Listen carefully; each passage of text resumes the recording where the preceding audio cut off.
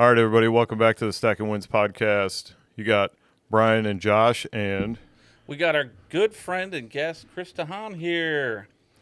Thanks for coming. Hey, guys. Yeah, Chris, married 19 years, Yep. 3 stepkids, right? That's right. Pretty much raised them all. You currently working in the construction trade for, about 25 years? Yep. And that. And like me, he loves the shooting sports, both pistol and rifle, and building. So, and a big thing coming up this year is you're going to be coming on 5 years sobriety this October. That's which right. is awesome. That's awesome, man. October 18th. Yeah. Wow. So we're glad to have you on the show. Glad to hear your story and what's going on in your life. Yeah, absolutely. So before we kick it off, is there anything else in your background you want to tell us about? No, really, construction has been my thing for quite a while now, and enjoy it. Enjoy doing a lot of finished carpentry and things like that. A lot of custom stuff been doing lately, built-ins and things like that. So I do really enjoy it. It's a lot of fun, despite what some people may think. Looking forward to this summer. Finally got some warm weather today. Yeah, warm. That's an understatement. But yeah, it's about time. So you say finished carpentry? Is that like cabinetry, staircases, that sort of thing? Yes. Okay. Yep. Yeah, my dad did a lot of that when I was a kid growing up. I helped him out with it. It was that's definitely. I don't know if they're, and I'm not trying to be insulting by any means to anybody in the carpentry world, but he did a lot of rough carpentry too, and then finished carpentry. And he had a friend of his that was a very skilled finished carpenter. His garage and shop was meticulous, and we used to go over there and see him, and we'd leave, and he would always say, like, he's one of the best.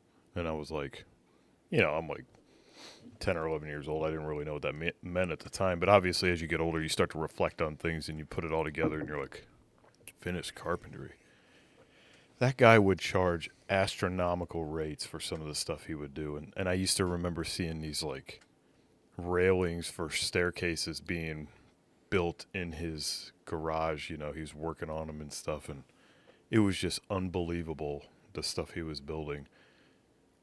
My dad used to make cabinets and stuff, and it was nice, but it wasn't his level nice. You know what I mean? It was crazy. Yeah, there's some very talented people out there. Oh yeah. Unbelievable. I'm lucky to cut 2x4s and make them squared.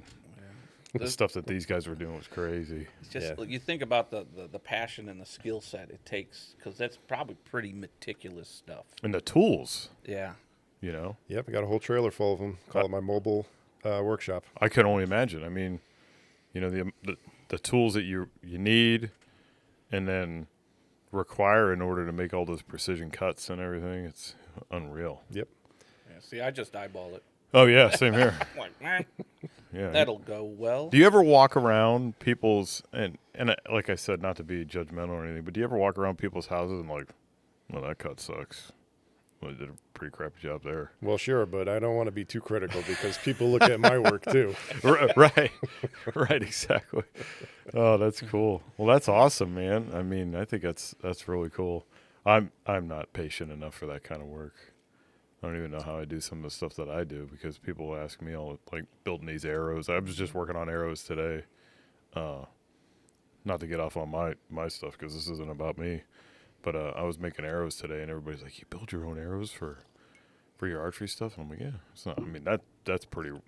It's not like building rounds for shooting. That's for sure. There's not that much precision in it. So Yeah, but you see, that's something that you know about, right? I have no clue, like even that's even a thing. right, it'd be like Greek. Right. Yeah. Yeah. So cool, awesome. Well, I'm really happy to have you here, and we'll look forward to hearing your story. Josh? Yeah. Chris, the floor is yours. Yeah, absolutely. Well, yeah, as Josh mentioned, be 5 years sobriety in October. That's sobriety from alcohol, drugs, and a number of other things. So, my story, like most men, probably began when I was pretty young, about 14 or 15 when I was first exposed to alcohol, working at a supermarket, and, got involved with some of the guys that were working there, and One person in particular just needed a friend, and we became very close friends. And he was old enough to buy alcohol, and we would hang out for Friday nights after work. We'd sit on the back loading dock at the store and drink beer, and I would end up driving my bike home and sneaking into the house and, getting that out of my system, so to speak. As went through high school, that, kind of grew into going to more parties and things like that. Grew up in high school in West Hartford. Actually grew up in Naugatuck and moved to West Hartford the summer after my 8th grade graduation. So moved to a town where I didn't know anybody. And that was kind of tough. Went to play football at Conard High for 4 years and met some people that way. But didn't really have like friends that I had since I was young, right? Like all the friends that I made during elementary school and things like that were, an hour away in a different town. Now, where's Naugatuck? Just south of Waterbury, Connecticut. Okay. Oh, So okay. like over in that Mixed Master area. Yeah. I always hear exactly. that on the news, the Mixed Master. Yep. Yeah, okay. Yep. Just Route 8 south, and it's, the next town south of Waterbury, actually. Okay. Danbury, Waterbury, that whole area that gets so congested whenever you drive over there. Yep. That end of the state. Okay. Yep. All right. Yep. So, and when my parents, they were doing the best they could, they bought a house in West Hartford and gave me the opportunity to finish out my 8th grade year with friends there in Naugatuck, and they left me there with my grandfather, and that was an amazing experience in my life. But my grandfather was real old school, and I was on my own for everything. I had to make my own breakfast, lunch, dinners, all of that stuff, and taught me a lot. And I cherished the time that I was able to spend with him. But knowing that, I was moving to a completely different town, and, what was that going to look like in my life? Right. So through high school, I kind of was always longing to be part of the in crowd, right? Wanted to make some friends, and I found myself going to a lot of different parties that I really shouldn't have been at.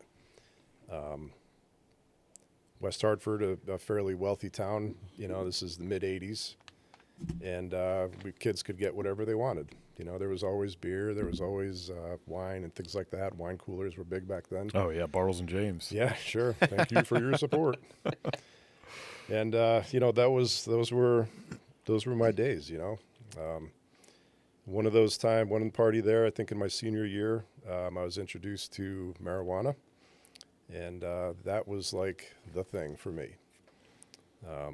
Started to really crave that, and as I was graduating from high school, getting ready to go to college in Boston, couldn't wait to get out of my house and start doing my own thing, but I was completely unprepared for life on my own in one of the greatest cities in the world, and spent a lot more time in the city rather than going to classes, and my grades reflected that.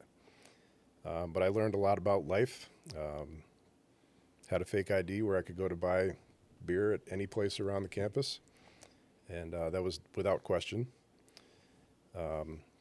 Got into other drugs in college, including cocaine and LSD and things like that. And What year was this? 1990.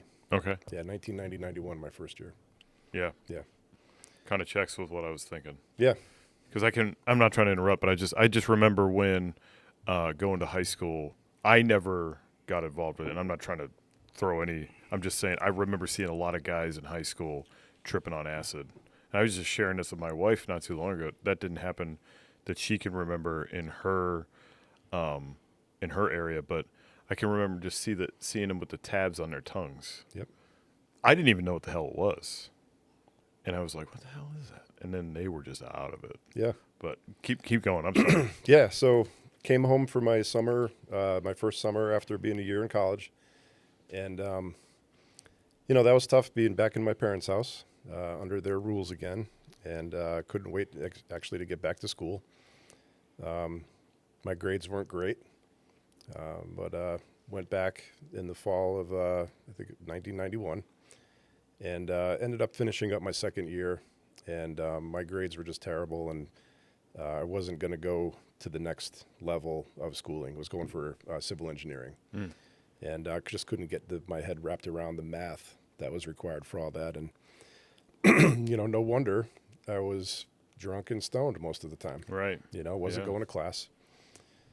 So I ended up dropping out of school and started working in retail, different places in the West Farms Mall.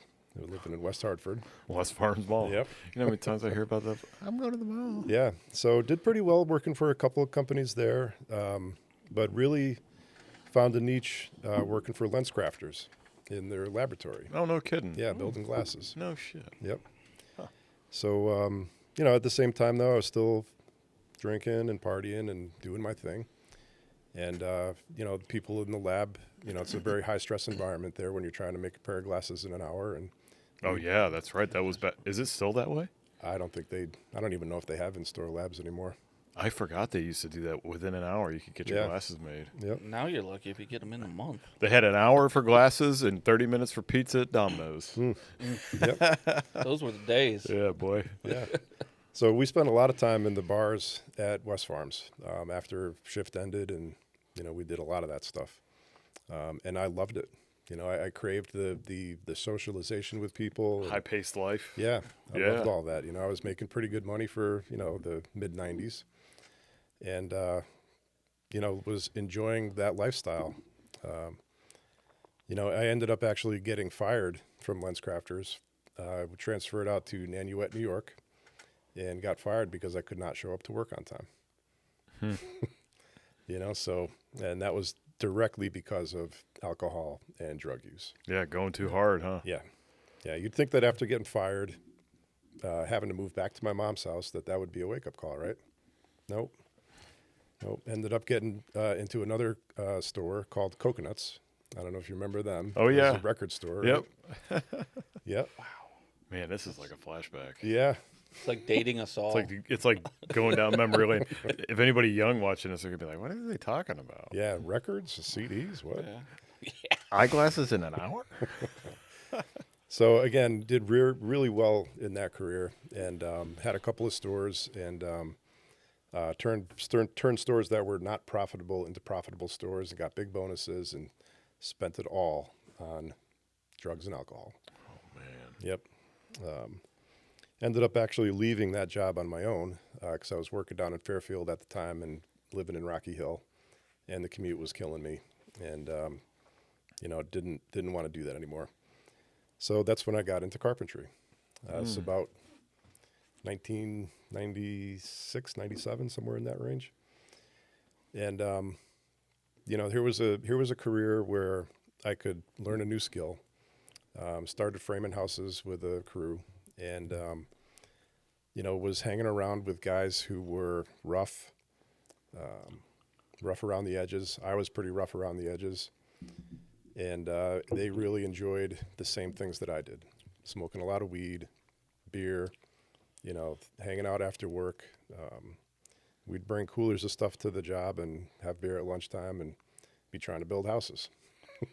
Walls are a little bit crooked. Yeah, everybody wonders why their houses aren't straight. Well, the construction industry is full of people that drink beer all day, including me. It's like the work hard, play hard theory. Yeah. Yeah. Yeah. No kidding. Yep.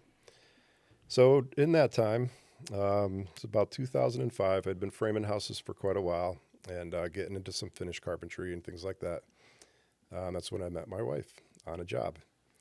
She was newly divorced about 2 or 3 months prior, had 3 young children. Our oldest at the time was, I believe, 6 years old. Tristan was 6. Peyton, which we spoke about earlier, he was, I think, 3. And Olivia, she was just a peanut. She was like 18 months old. Oh wow. Yeah, so very young.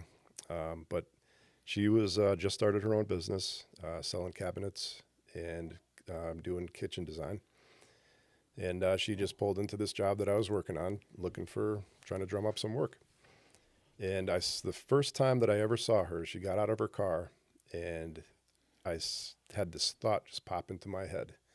You're going to marry that woman. No kidding. Yep. I'll be, Yep. So subsequently we talked, and I lost her phone number. Of course. Yep. But she came back. 6 weeks later or so, she came back, and I apologized profusely because I didn't call her when I told her that I would. And, we decided to have a date. So we went for a little boat ride up and down the Mystic River and then went to Mystic Pizza for dinner. And she told me her story about having young kids and newly divorced and all that. And I said, she told me, she said, if this scares you, that's okay. We can just be friends, Yeah. And I said, well, I like kids,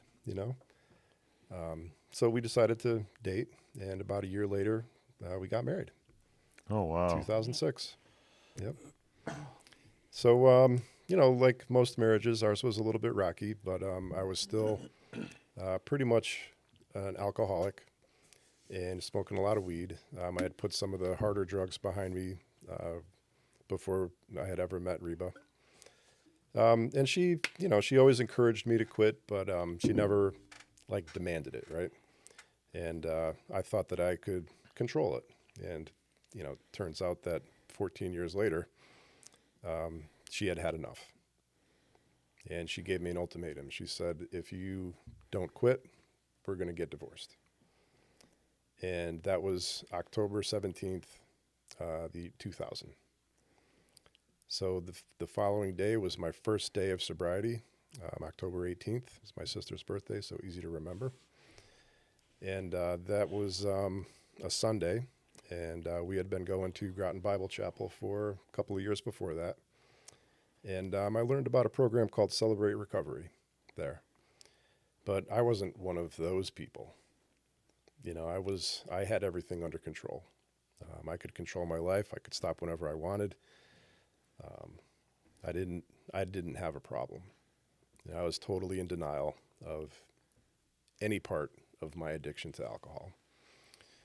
But through Celebrate Recovery, I started deepening my walk with God, and He saved me. He absolutely entered my heart and saved my life. I would pray to Him very regularly that He would put blinders on me so that as I was driving up Route 12, I didn't see the package stores. Oh, yeah. And we got a lot of them. Yeah. Yeah. That's one thing we talked about, remember, with Matt, was Yeah. Did you leave this base. How far can you get before you see a package? there's not a single place you could turn out of the Yeah. base to try to get home that you're not going to pass one. Yeah. And we wondered if it was by design or, I mean, it kind of goes right into what you're saying. You're trying to go home, and you're like, just get me home. You can't go anywhere without passing them. Yeah. There were many times where I would sit in a parking lot and at the package store and wonder what the heck I'm doing there, and make that decision to turn around and go home. And praise God for the strength that He gave me to do that. One of the things that I learned through Celebrate Recovery, and it ties in so well with this podcast, stacking victories or stacking wins. Yep. Is to build on the small victories that you have every single minute of every day. Right. When I first started going to Celebrate Recovery, there were a few guys there in particular, Giovanni, Mick, and a fellow named Air Force Scott was his nickname. There were two Scotts in Celebrate Recovery. He was Air Force Scott. That's one way to decipher the two. Yeah, for sure. So they took me under their wing and gave me some really good advice. They looked forward to meeting me. They shared their phone numbers. They kind of made themselves like my accountability partner. Mm-hmm. So if I was struggling, I could call them or text them, and they would encourage me to stay on the right path and keep going. So I couldn't have done it without that community and with God in my corner. Since then, once you get your mind clear and you can see things in a lot different light, it blows my mind how blind I was to what I was doing. I agree 100%. And to the people that were closest to me, my wife, my kids, my family. I just, it makes me upset that I wasted so much time doing that. And then to have to be vulnerable and make amends with all of them for things that I did. That was tough, but it was the only thing that could have saved the relationships with them. And the last 5 years have been awesome. I can't even tell you just how great the relationships that I have with people in my close family, people that I've met through Celebrate Recovery. And we have a new program at Groton Bible Chapel called Regeneration, which is also a 12-step discipleship ministry. It's an honor and a privilege to walk with people in this way now, and to be able to relate to people and tell them that they're not alone. There's other people out there that share their story. When I first went to Celebrate Recovery, I was like, this is, I can't relate to anybody here. Right. I think a lot of people have that fear. Yeah. I don't think it's something that they think like I'm the only one that's suffering in it. I think it's a fear that they're alone on this island. Yeah, I was gonna say they're like, I'm on my own island, no one knows, Right. and I don't want to share. And I don't you wanna said become vulnerable, but then you start hearing everybody, and you're like, wait a second, Wait a minute, I'm not the only one in this. This island ain't so lonely. There's other people. Like, it's full of people with problems. It's full of broken people that need help. Yes. And finding that help, you just have to tear down those walls that you've built around yourself to be vulnerable.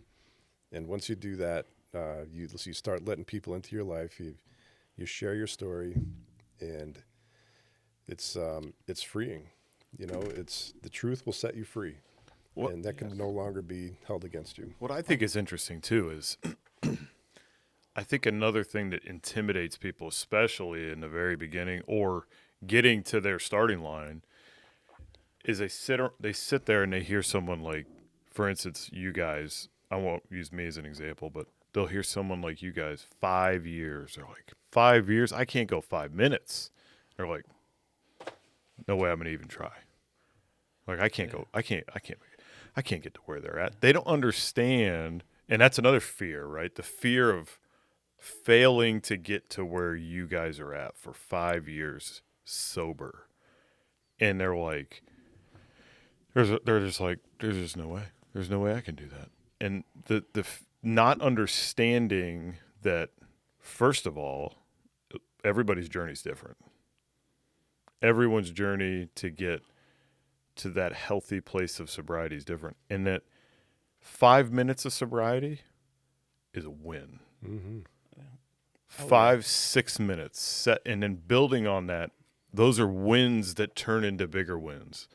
And to get that into someone's mind, to let them understand that you don't have to look at it like, well, Josh and Chris have been sober for 5 years. You need to look at it like, you're going to be sober for the next 5 minutes.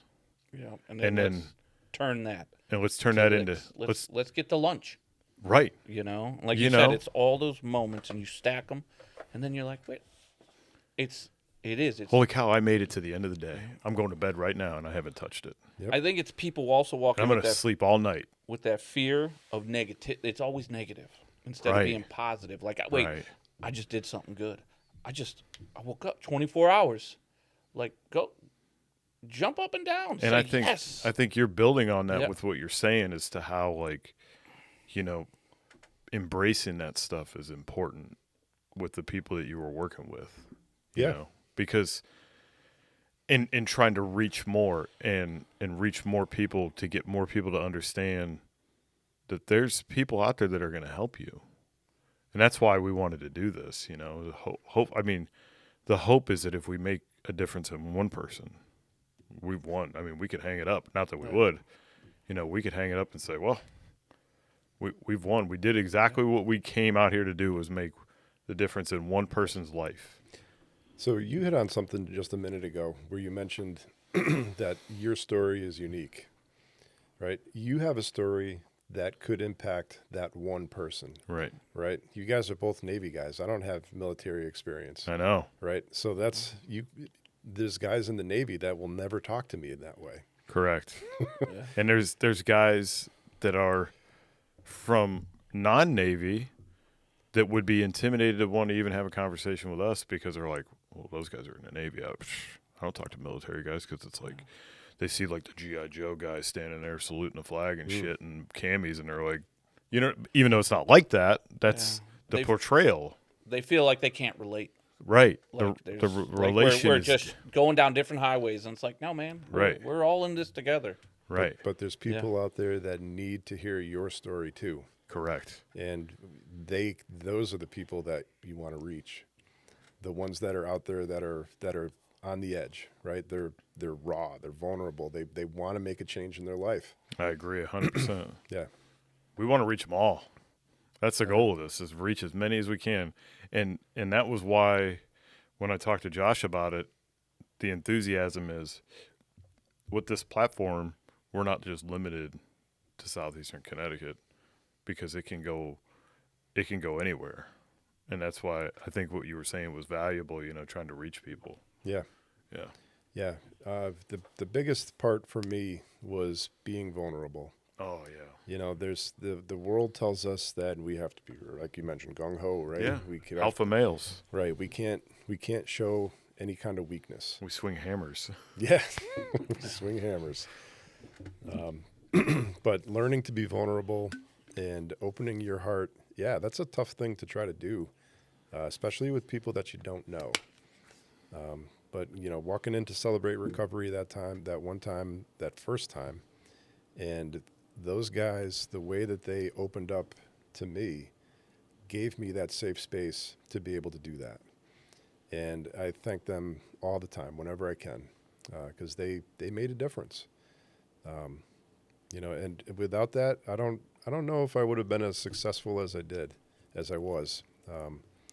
You know, I needed to do it for myself. My wife, she did give me the ultimatum, you know, but I needed to get myself squared away and fixed up before I could even attempt at any kind of restoration in our relationship. And, you know, we've come a long way in the past 5 years. We spent a long time of our marriage, you know, fighting, and it just wasn't great. Our communication was not there because I wasn't there. I wasn't present at all. And, you know, now we still have spirited conversations, you know, but it's different. We have a newfound respect for each other. We're empty nesters now, so all of our kids are out. So it's kind of like, Oh, really? yeah, Oh, we're kind of learning you know, dating again almost to a certain extent. Yeah, I you can know? imagine. Trying to figure out, like, you know, A different style, too. right. You know? Yeah. Clear minds. Clear minds. Exactly. Yeah. Yeah.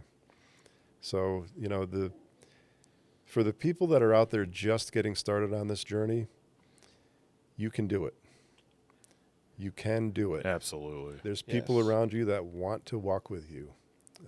Allow yourself to be vulnerable. There will be times where it's going to hurt. There will be times where it's going to be like, I can't go any further, but you can. There's a million different ways that you can make it to that next victory. And that's the goal for me every day. Yeah, you're 100% correct. I think a lot of people don't realize once you get your heart and your mind clear, how far they can push themselves and what they can really do. You know, like once you're in a good place, it's like sky's the limit. You know, Like don't stop because of what the world tells you. Keep pushing forward, you know? you guys are so right. And I'll tell you, like, I use this as fuel to accomplish so many other things in my life. And a lot of it's physical things that I probably wouldn't have had the ability to do before this. We've talked about the Tough Ruck. You know, I did that. I signed up for it in the past. I talked about doing it in the past. There's no way I would have been able to do that before conquering alcohol, because a lot, I'm definitely not going to say that I would have been able to become one, but you hear enough stories from guys that have done it. Navy SEALs talk about it all the time, that in order to make it through buds, it's more mental than it is physical. In order to make it through alcohol, it is from Brian's standpoint, it is 100% mental. Well, okay, I'll say 99.9% mental. Yeah, there's going to be some withdrawals if you're deep into the sewage barrel. There might be some withdrawals and some of that stuff. But it's 99.99% mental. Because once you get your mind right, it seems like everything flows with it. Absolutely. You're like, I can go through the pains. I can go through this because you know what? I see the victory. I see let's just one step at a time. And I use that as fuel for me when I'm doing something physically hard, to talk to myself to say, dude, you beat alcohol. You can do this. I'll be running some of these hills around here, and it'll be hard, and I'm like, this ain't harder than beating alcohol.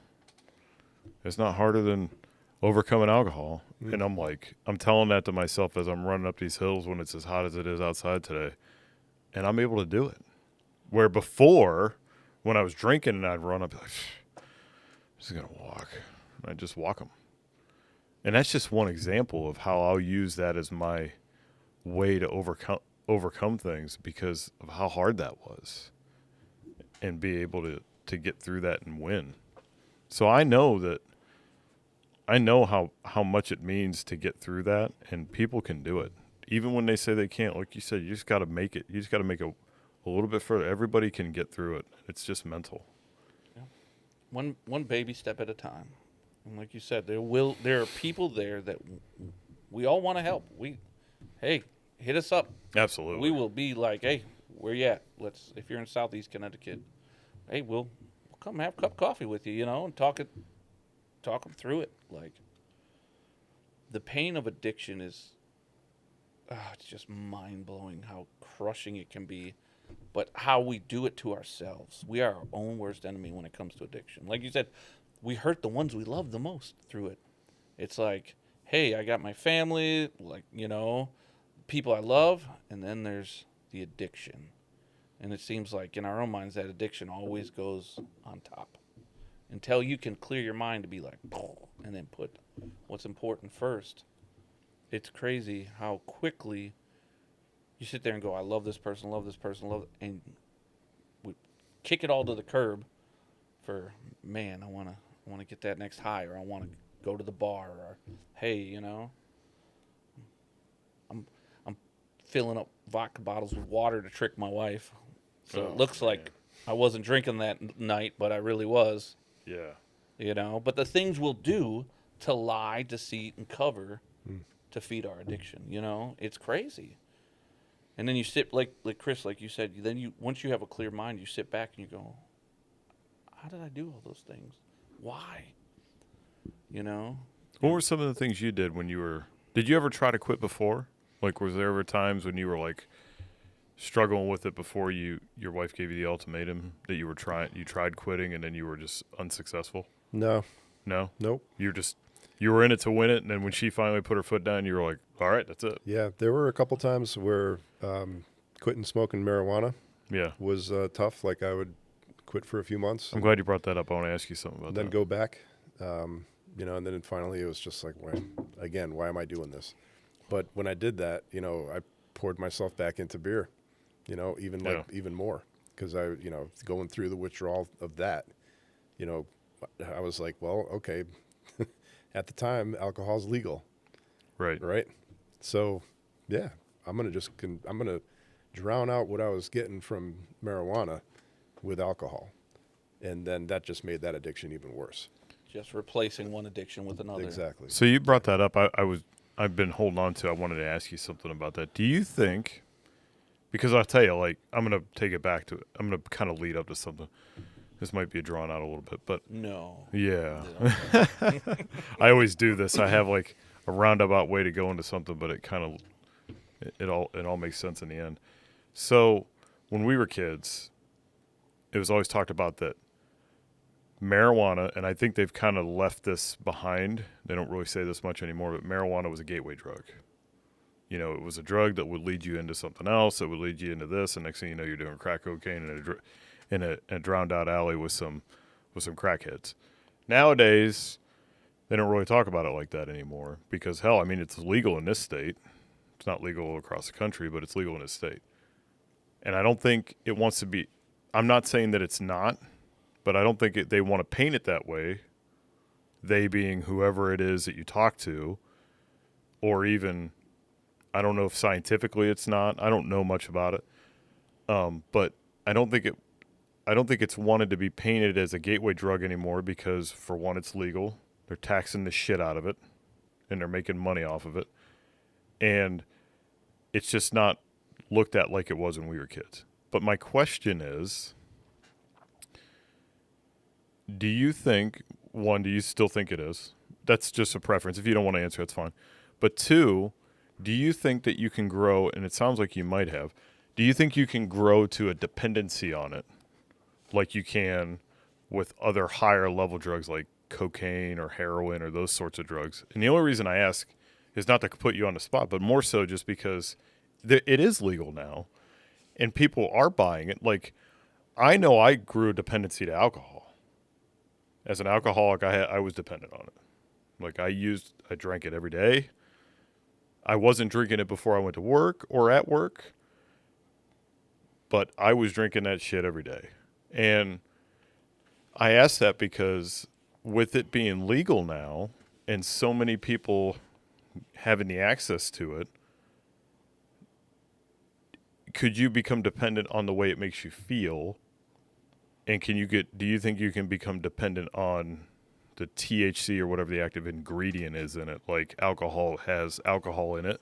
You know, bourbon, beer has alcohol in it that you become dependent on, just like cigarettes have nicotine.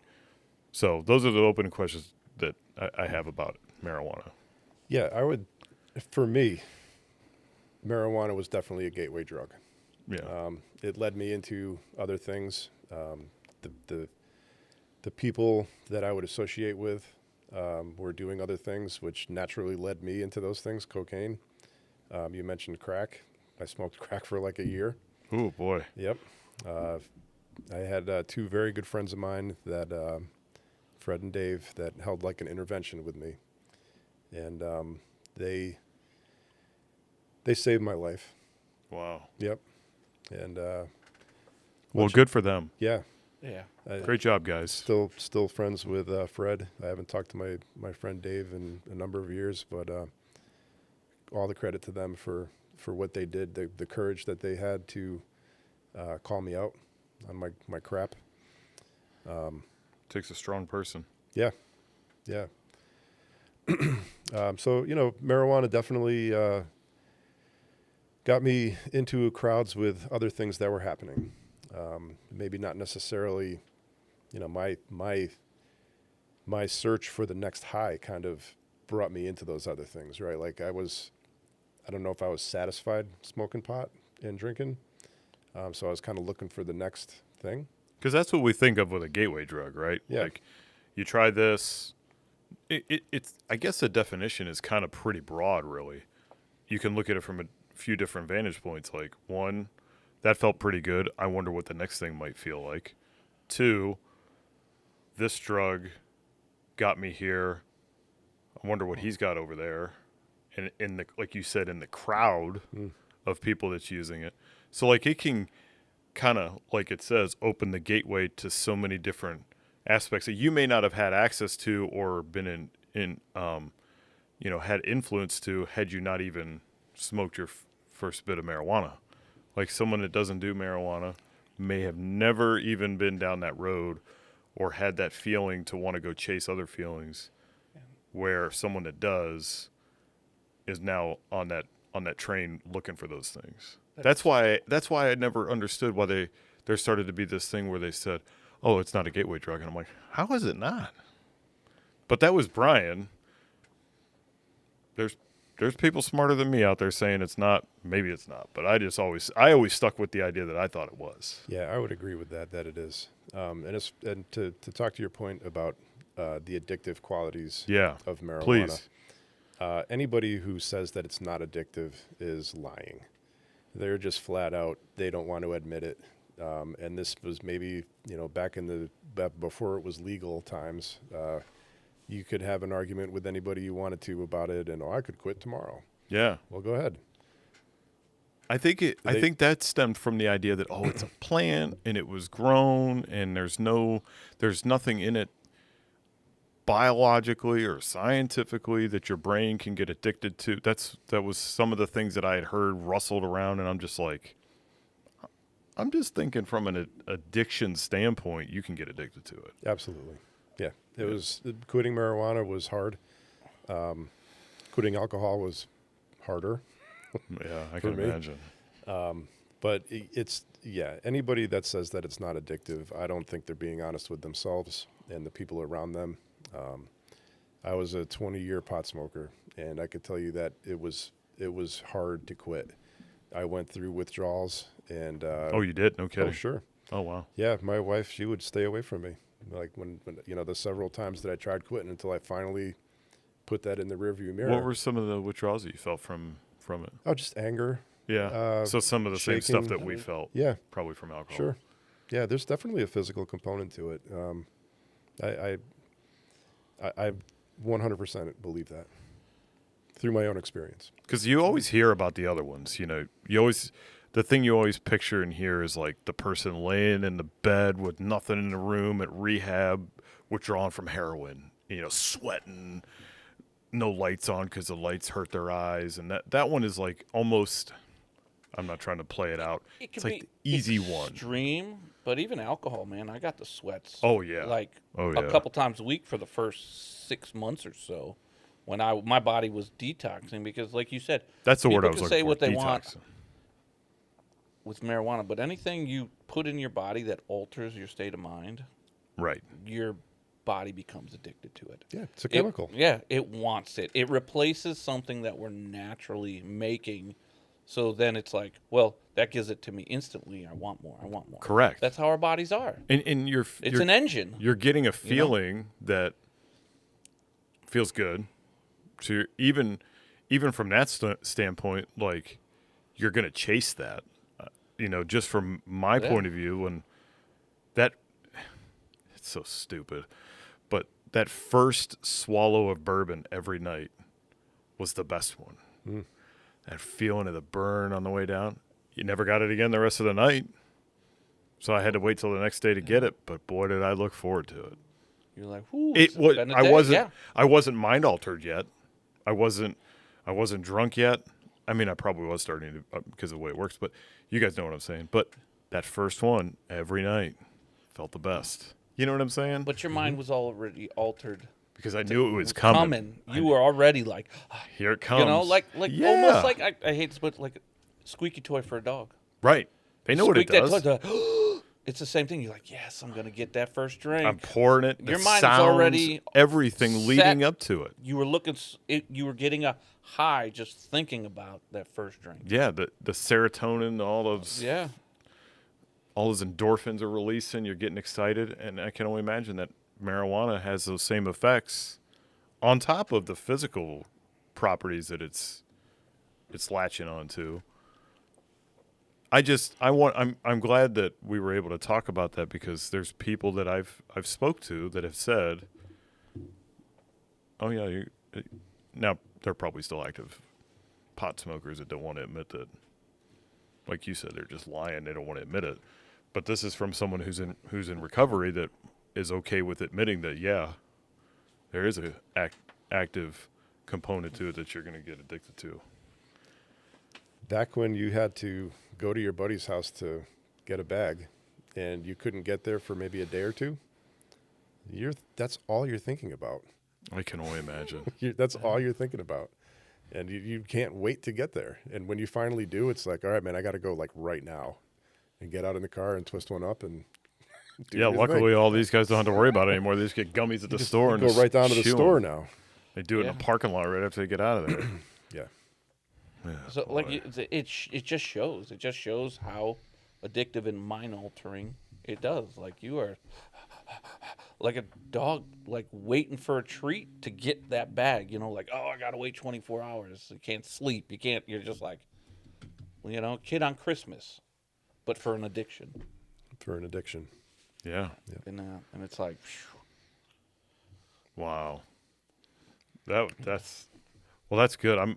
I wanted to ask about that when you said that you, because the other stuff I think we already, at least from my standpoint, I mean, we already hear about it a lot, but marijuana was the one that people always try to talk it down, I guess you could say. I think a lot because they do the same thing like tobacco. It's plant. It's not chemically made in, Right. It's not cooked down in Colombia. Yeah, or in somebody's kitchen. Right. Like, it's like, it's natural. And it's like, So is tobacco. yeah. Yeah. And look what it can do to you. It literally kills you with every puff. It's unreal. That's it. That was a good conversation. I'm glad we had it. It just blows my mind. And I think I know I'll probably be I won't be the outlier, I don't think, in this group, but I'll probably be the outlier of anybody watching this. I think legalizing it was one of the dumbest moves they did. I know it's a tax grab, but I just thought it was stupid when they did that here. I would agree. Yeah. In a way, they were just caving in and making compromises. Other states had done it, so they felt like they had to grab a hold of it. I know we're getting into politics, but I don't really care. I mean, it's our opinion, our podcast. Right. Hey, you don't like it, hey. But, I think they saw the money flow. Mm-hmm. And then they're like, well, if we just legalize it, then we just grow it here and we can sort of control it, right? Right. Control more of the flow. And they try to say, well, no, it's not as bad as, drinking or anything like that.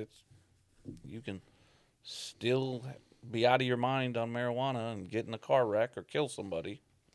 I'd be curious to know what the black market for marijuana looks like with legalization compared to what it was before. Right. Yeah. I'll tell you, I'll bet you it's not as bad. I'll bet you it's not. I would be willing to bet that you don't have to work as hard to find it in the streets like you used to, where you'd have to run around and try to find it and, go down in, dark roads in the ghetto and buy it before, where now I don't think you have to worry about it. I never had to go to any place like that to. He's like, I just went over to my buddies. Just go to your friend's house. I don't think you have to do that anymore. Those were the people that I sought out. Yeah.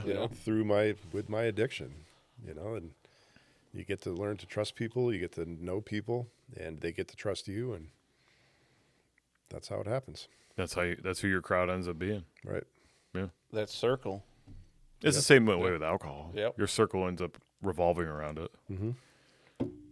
And then if you decide that you don't want to be in that circle anymore, we've talked about this, you end up changing a lot of the people you end up hanging out with. That was one of the greatest things about Celebrate Recovery was changing my playground and changing the playmates that I was hanging around with. Yep. I like the way you described that. The playground, yeah. Playground. That's a good analogy. Because we've talked about that, Chris. We've said, we've had to break off friendships. Come to realize that it's really not a friendship because the only thing we were doing together was drinking, and then they didn't really want to hang around with us when we weren't drinking. So it was like, were you really my friends in the first place? Or did you just want the good time, Josh, or the good time, Brian, And that, because they always say, like if you're a recovering heroin addict, don't hang out with heroin addicts. Right. They're going to suck you right back into it. And I think that's one thing is like you got to change your mindset. And part of that is changing the people around you. Yeah. For me, I always, like I mentioned earlier, I always wanted to be part of that in crowd, right? I wanted to be known for something. And when I was drinking, like my inhibitions were down. When I was smoking pot, like I shared with people and made friends, right? But that wasn't me. That wasn't the person that I wanted to be. It was the person that I was portraying to the world, right? That's what I thought the world wanted me to be. And now that I can look back at that and like, it's just dumb. Like that false self that I was, like that's not who I was. That's not who I am. Right. Right. And I can see my true self now. You know, my identity is through Christ, not from the world. You know, he is the one who provides my strength and salvation in my life now. And I can't believe just how much different things can be with him. And you know, it's different for everybody, but I can, without a doubt, place my salvation in him and the belief that he brought me through this. That's heavy. Yeah. That's good, man. He's not lying. Yeah. I told you. Oh yeah, I know. Like, I know. without him, I would not have been able to do it. I would have walked right back because I would have been looking for that circle of that crowd again myself. You know, I wanted the same thing, you know. And that, but it is definitely, I think, people just have to break the chains, break the mold, make the first step. Like you always say, get to the starting line. Oh yeah. You don't need to run a mile. You don't need to even walk 50 feet. Just take the first step. First step. That could be the 5 minutes. That could be, you know, I'm just going to put this down for right now and make that phone call. Right. Yep, I agree. Now, did your wife did she drink at all? Yeah. Does she still? Occasionally. Yeah. You know, not when we first got married. There was a period where, you know, we would get drunk. Sure. Indulge together. Yeah, we would indulge together. Yeah. You know, I don't want to speak for her, but she definitely. I think I could be safe to say that she missed maybe that portion of her life where she would be able to do that. You know, having kids at a very young age. Yeah. And you know, she found a certain thing with me that maybe she wanted through that.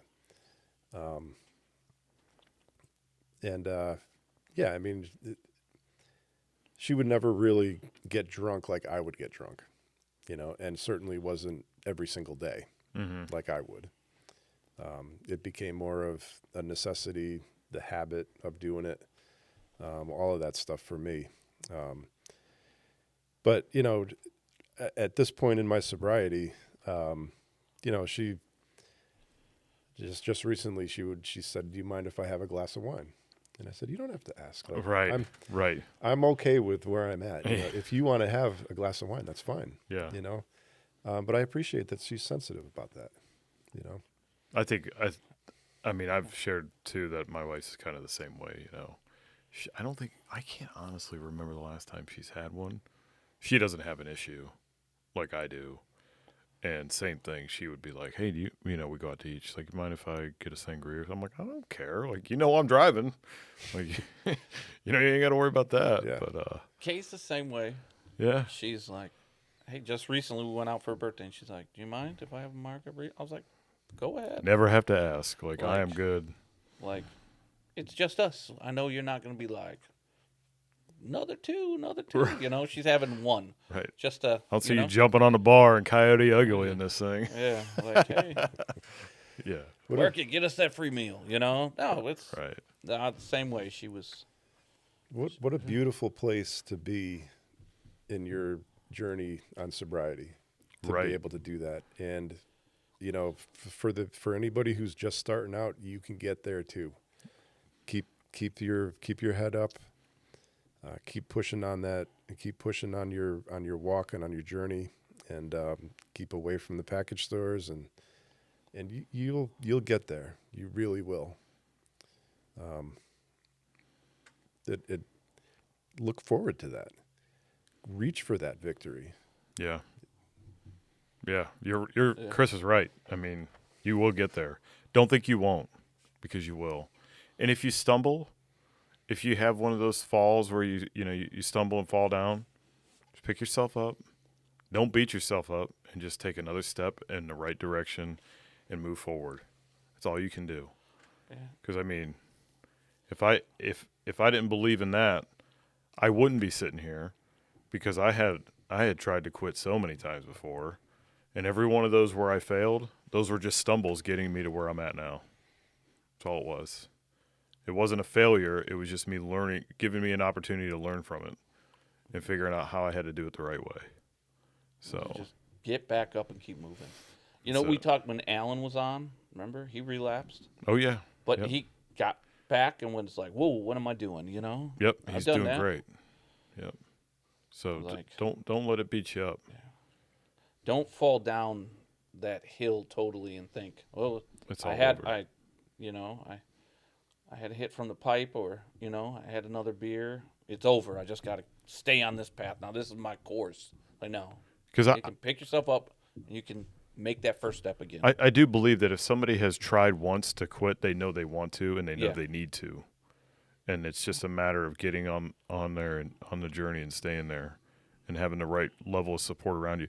Because, we've talked about this a lot, being in the right, as Chris said, the right playground, Yeah. changing your playmates, and friends and the people you surround yourself with. And I think that's huge. We talked about before about changing. Everybody scrolls on their phone. I only know one person. I won't say his name. Only one person that I know in my life that does not have any social media, has never had it. I cannot believe it. It cracks me up. I'll tell you guys who it is after we get done. It cracks me up. He just has none, and everybody else I know has some sort of form of social media. So changing what it is you're looking at. I used to have all the different bourbon brands that I would follow and all these different things. So eliminating that stuff, those are all temptations. That sort of stuff is going to help keep you from stumbling if that's what you're having trouble with. And those are the things that are going to help you. If you got that friend that used to be in your old playground that you're following, that every time you see them, they're posting pictures of the beer they're drinking, doesn't say you got to unfollow them. Just don't, or, get rid of them. Just don't have their stuff in your feed so you don't see it all the time. Those are the little tricks to help make it easier on you while you're getting through this. Yeah, because we live in such a sensory world where everything's at your finger touch. Yeah, it's right there. It's like Instant gratification. Yep. Touch of a finger, your finger touch. The Amazon one-click wonder Yep. world is instant gratification. It's everything.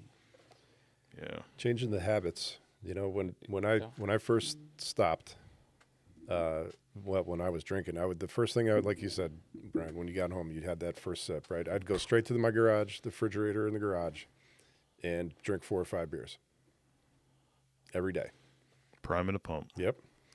And when I stopped, like I had that habit, right? I still wanted to go back to the garage and get in the fridge, but what I put in there was seltzer water. Yeah. And I'd sit out back there and I'd drink 4 or 5 seltzers and be like, ugh, now I got to go pee. Yeah. But then go back in the house, right? Like I could still go back to the garage, decompress from the work or whatever, but I'm not getting drunk. Yeah. I'm not drinking beer, right? I'm still having that habit. I don't do that anymore 5 years later, but doing that got me to that point, Right. right? That little victory, drinking water back there instead of beer. You Yep. know? Still made it feel similar but different. Right. Yeah. Yeah. Yep. I wasn't getting drunk. No. Yeah, for sure. You're not going to get drunk off seltzer. Mm-mm. Well, that's for sure. Yeah, it's big. I mean, it's funny, the habits. I remember my dad, when he quit smoking, he wore shirts kind of like you have on with the pockets, and he'd always reach into his pocket when he'd take a break from working on something out in the barn. He'd take out a cigarette and smoke it, and then when he quit, he'd still reach in like he was reaching for the pack of cigarettes, but it's not there anymore. That muscle memory. Yeah. It's crazy. And we were the same way. I used to do the same thing with drinking too. You get done with your, it's all habit forming. You get done with whatever you're going to do and you go to get it or whatever. And it's like, oh yeah, I'm not doing that anymore. Well, you Gotta just refill it. find yourself in that room and you're like, what am I doing? Your brain just went, it's on Coast Drive. Like, oh, let me go to the cabinet and grab something, and you're like, what am I doing? And you're like, oh, that's because I used to do that every day. and that's what I meant by like Yeah. everybody's journey is different. Yep. Like you kept kind of the same regiment, but you replaced it with seltzers. I used to come down here and shoot my bow at the time that I would be drinking at night because I had to fill that void with something else that was positive. Instead of drinking or going for a glass of bourbon, I was like, because I didn't throw everything away right away because I knew that I had tried that in the past and that didn't work for me. I had thrown everything into garbage and then it was like, pfft, now it's gone. It was like almost like freak out session.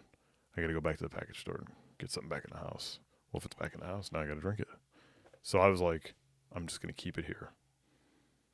And at least it's here. It's almost like the security blanket's still kind of on me, but I've decided I'm not going to have it on all the way. So it was still sitting on the counter up there, even though I had told myself I was quitting, and I was. I never touched it again. But when that time frame came in the evening that I would normally go get something, I was like, oh shit, I got to do something else. I would come down here and shoot my bow, and that would keep me busy, clear my mind, something positive. And then once I got through all that, I could go back upstairs and it was fine. So that was how I worked through it. Everybody's different. Yeah. That's the key to take away from this. Everybody's different, and it's okay. It's totally okay to be different. So I didn't know what to do. I didn't have any, and that's when Kay was like, you need a hobby. You need something to do. you need something to keep and you she's preoccupied. like, I'm going to push you off a cliff. And that's when I got into rifle building. And You do that too, right? Yes. Yep. Yeah. So that's You guys when shoot together? from occasionally we get together on some different Saturdays and stuff like that and shoot pistols and stuff like that. That's pretty cool. I just found out that I'm on the short list for Groton Sportsman Club. Finally, hey, don't get pissed if you see this. It's been like 2.5, almost 3 years. Oh yeah, because they have a limited club, don't they? So it's like You gotta like know someone. Took out a kneecap of another guy, and it's hard to get in there. Yeah. I'm on the short list. I should be getting a phone call soon. I got the first phone call. Should be getting the second one. Yeah. Good. Yeah. Pretty happy about it. They're like, hey, Brian, you're at the door. We haven't opened it yet, but just to let you know you're at the door. You sure as hell don't have the combo. Yeah, so that's pretty good. Well, you guys got anything else? You got anything else you want to talk about? No, man, just thanks for having me. You are always welcome. Thanks Yes. for doing what you're doing. As you mentioned, if there's one person out there that this podcast makes a difference with, amen. That's it. That's what we hope for. Just one. If we help one person, we find out. You don't even have to tell us, but if we find out we help one person, we've won. Yep. We've won the world. It's a That's all that victory. matters. That's all we want, just to help one person. We've gotten a lot of people telling us how they're really happy about what we're doing. So that's a big win. That's a big win right there alone. Yeah. Had a lot of I people. think people could see the change and go, Yeah. hey, they're taking their sobriety and trying to do something positive with it. Yeah. Trying to help others pay it forward. And I've also had people, I'll throw this out there. I've also had people say, like, they're apologizing to me because they didn't know that I had a problem. And, they were, like, in the circle or they knew or I was drinking with them or this. You don't have to apologize to me for any of the dumb shit I was doing in the past. I'm just throwing that out there. That was all on me. So don't ever feel guilty about being present for what I was doing. I'm a grown man, and I made all those decisions on my own. So nobody was holding a gun to my. I talked about this in the past, Josh, and I both said this. No one has to feel any guilt for the things that I've done. Nobody held a gun to my head and said I had to drink this or my kids or wife were going to get hurt or anything. So I do appreciate that people are sending me messages telling me that they feel bad about it, but you don't need to. You don't need. You can send me messages saying things like, "Hey, I appreciate that you're doing this to help other people," but you don't need to feel bad about anything that I did in my past because that was all me. Yeah. We So make our own choices. that's right. Sometimes they're not the best choices, but Yeah, we've made them. That's right. So, well, You know what I haven't done? what's that? Yeah, Not- Josh has got something for you, everybody. Oh man, I'm do gonna step not back. forget to like and subscribe. It helps the channel out. It helps the algorithms out. It helps us get out there to more people that we could possibly, hopefully, this podcast. That's could true. help. So, Josh is right. Like the video, the podcast. Subscribe to the channel. Share it on your feed so everybody else can see it that scrolls and sees your stuff, so that we can get more people involved. Because, like we said, even if you're not a person that's ever had an issue with something like this that we've gone through, you might have someone in your circle that has a problem or has had a problem with addiction. And it might not be addiction to alcohol, okay? They may be addicted to shopping. They might be addicted to scrolling. They might be addicted to video games, and they can listen to this and relate to it. Addiction is addiction. So we're just talking about addiction to drugs and alcohol, but addiction is addiction, and addiction hits the brain in a lot of the same ways regardless of what it is. So the things we're talking about, you might have an addiction to something that isn't alcohol that you're like, oh boy, Yeah. I can relate to that. So please share this stuff, get it out to your friends, get it out to other people. They could listen to this and hear something in it that was like, hey, I know somebody that has some of those same traits, but they're not drinking. They're doing a lot of shopping though, or they're doing this or they're doing that. So please get this out, subscribe to it, share it with your friends. They might know somebody that could benefit from it. We've already had that happen too. I've had people reach out to me and say, hey, I got another friend that's got this issue. So just get it out there. Please help us get it out. We're trying to help people. There's no financial gain from this for us. I'll just tell you that right now. It's this. We do this on our own time. Everybody sitting around this table has taken time out of their busy days to get together to try to help other people, which there's not a lot of that going on in the world today. So please just share it so we can try to help as many people as we can. So that's all I got, guys. If you got anything else. Again, thank you very much for having me. No. And Thank you having for this please voice. taking the Yes. time to come on. We do Come appreciate on, it. Tell your story. Yeah. Tell how you were stacking wins in life right now. You Chris. are always welcome to come You on know? anytime you Yep. want. Anytime you want to come back, if you got more you want to talk about, or when we get ready to do this new thing where Josh and I have been tossing around, which more to come, you're Yes. welcome to come on that too. Okay.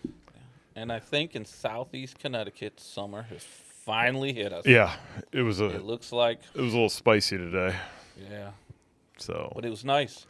it was good. We needed it. I was painting stairs and flip flops. I'll take that as a win.